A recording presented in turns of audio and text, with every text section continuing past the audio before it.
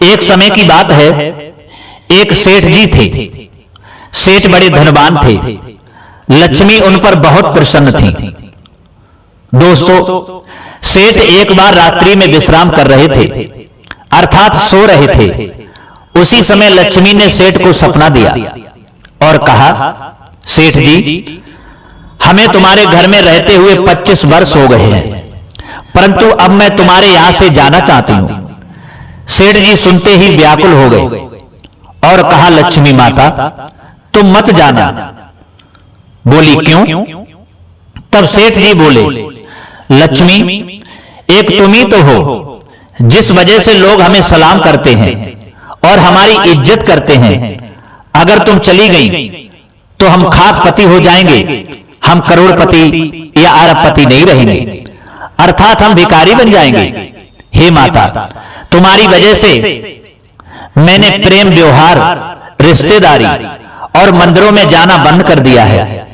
ये सुनकर के लक्ष्मी कहने लगी, हे सेठ जी, मैंने तुमसे कब मना किया था कि तुम हमारे पीछे ये सब कुछ छोड़ दो, अपनी भक्ति छोड़ दो, मंदिरों में जाना छोड़ दो या अपने रिश्तेदारों से, प्रेमियों से प्रेम व्यवहार छोड़ दो।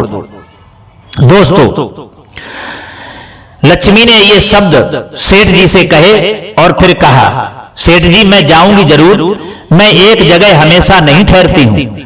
सेठ जी बोले, जाओ, फिर मैं क्या करूं? तुम्हारे जाने के बाद मैं तो खाकपति हो जाऊंगा। मैं आपसे बहुत प्रेम करता हूं। सेठ जी की बात को सुनकर के तब लक्ष्मी माता कहने लगी, सेठ जी, मैं तुम्हें एक वरदान देके जाऊंगी, घबराइए मत, लेकिन 2 वरदान नहीं दूंगी। खूब समझ लो, मांगो, क्या मांगना चाहते हो? लक्ष्मी के ये वचन सुनकर के तब सेठ जी बोले, लक्ष्मी, अभी नहीं, मैं अपने घर से सलाह लेने के बाद तब मांगूंगा, थोड़ा समय दो। माता, तुम कल आना। और सच भी कहा है कि जो समझदार लोग होते हैं, जो चालाक लोग होते हैं, वो खुद या स्वयं का निर्णय नहीं लेते हैं, वो अपने परिवार से विचार विमर्श करने के बाद, सलाह करने के बाद ही उस कार्य का निर्णय लेते हैं। दोस्तों, लक्ष्मी सपने से चली गई।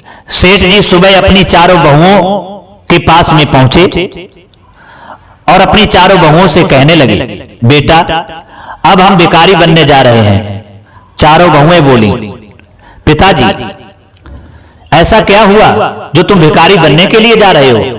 तब सेठ जी बोले, रात लक्ष्मी ने सपना दिया और सपने में मुझसे कहा कि सेठ जी, अब मैं तुम्हारे घर से जा रही हूं, परंतु एक वरदान देके जाऊंगी, और तुम्हें तो मालूम है, अगर लक्ष्मी घर से चली गई तो हम भिखारी बन जाएंगे, खाकपति बन जाएंगे। लेकिन एक वरदान देने के लिए कहा है, मेरी समझ में नहीं आ रहा है कि मैं माता से क्या वरदान मांगूं। तब बड़ी बहू से पूछा, बहू तुम बताओ, मैं लक्ष्मी से क्या वरदान मांगूं? तो बड़ी बहू कहने लगी, पिताजी, तुम उनसे सोना, जेवरात मांग लेना। बोले, ठीक है।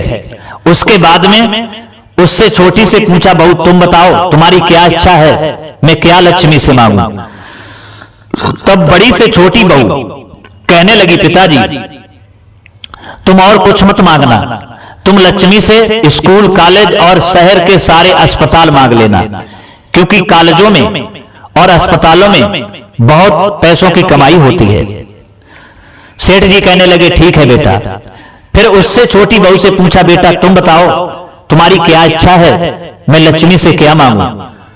तब उससे छोटी ने कहा, पिताजी, तुम शहर की सारी जमीन नाम करा लेना, क्योंकि जमीन में बहुत अनाज पैदा होता है, हम गरीब नहीं रहेंगे, जब अनाज पैदा होगा तो हम अमीर ही बने रहेंगे।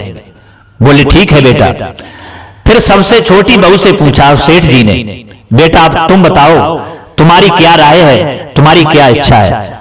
दोस्तों, तो सबसे छोटी बहू कहने लगी, पिताजी, ना मुझे सोना चाहिए, ना मुझे अस्पताल चाहिए, ना मुझे कॉलेज चाहिए, और ना मुझे शहर की क्षेत्र की जमीन चाहिए।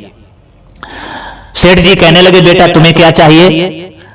तब सबसे छोटी बहू ने कहा, पिताजी, लक्ष्मी से तुम यही मांगना, जब लक्ष्मी तुम्हारे सपने में आए और वरदान मांगने के लिए कहें, तब तुम यही मांगना, यदि हम गरीब हो जाएं तो हम बहु बेटों में हमेशा प्रेम बना रहे, और कुछ मत मांगना। दोस्तों, चारों बहुओं की बातों को सुनकर के सेठ जी वहां से चले गए, और जब रात्रि हुई तो सेठ जी ने विश्राम किया, और जब विश्राम किया तो लक्ष्मी जी सपने में आ गई और कहने लगी, सेठ जी मांगो। अपने परिवार से, घर से सलाह ले ली होगी तुमने, मांगो क्या मांगना चाहते हो, लेकिन एक वरदान मांगना, दो मत मांगना, क्योंकि मैं तुम्हें एक ही वरदान देके जाऊंगी। सेठ जी कहने लगे, माता मैं एक ही वरदान मांगूंगा, दो नहीं मांगूंगा। लक्ष्मी ने कहा तो मांगो, क्योंकि मैं जाना चाहती हूं। सेठ जी कहने लगे, हे माता, यदि आप चली जाओ तो हमें एक वरदान ये दे करके जाओ, आपके जाने के बाद हम गरीब तो हो जाएंगे, ये बात निश्चित है, लेकिन जब हम गरीब हो जाएं तो हम और हमारे बेटों में और हमारी चारों बहुओं में, अर्थात मेरे पूरे परिवार में हमेशा प्रेम बना रहे, और हमें कुछ नहीं चाहिए। सेठ जी की बात को सुनकर के लक्ष्मी कहने लगी, खूब समझ लो, ठीक से समझ लो, फिर दोबारा से सोच लो, कहीं ऐसा ना हो कि तुम अपनी इच्छा अनुसार वरदान मांगने से डगमगा जाओ। सेठ जी कहने लगे, माता मैंने ठीक से समझ लिया है, खूब सोच समझ करके ये फैसला लिया है। लक्ष्मी ने फिर मौका दिया, कहा एक बार सेठ जी मैं तुम्हें फिर मौका दे रही हूं, फिर से समझ लो, फिर से दूसरा कोई वरदान मांग लो। तब सेठ जी ने कहा, माता मुझे कुछ नहीं चाहिए, मुझे केवल यही वरदान दो कि यदि हम गरीब हो जाएं तो हम में, मेरे चारों बेटों में, चारों बहुओं में, यानी पूरे परिवार में हमेशा प्रेम बना रहे। दोस्तों, सेठ जी के ये वचनों को सुनकर के माता लक्ष्मी बहुत प्रसन्न हुई और कहने लगी, सेठ जी अब तुम चिंता ना करो, आज के बाद मैं तुम्हारे घर से कभी नहीं जाऊंगी।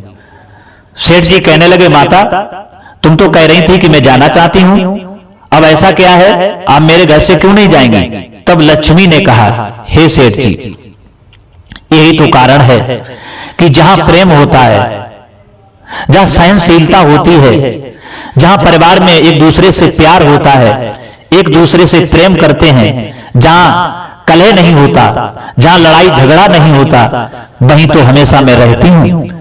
और जब तुम्हारे घर में प्रेम रहेगा तो मैं कैसे तुम्हारे घर को छोड़ के जाऊंगी, कदापि नहीं जाऊंगी। इसलिए तुम निश्चिंत हो जाओ, आज के बाद मैं तुम्हारे यहां से कभी नहीं जाऊंगा।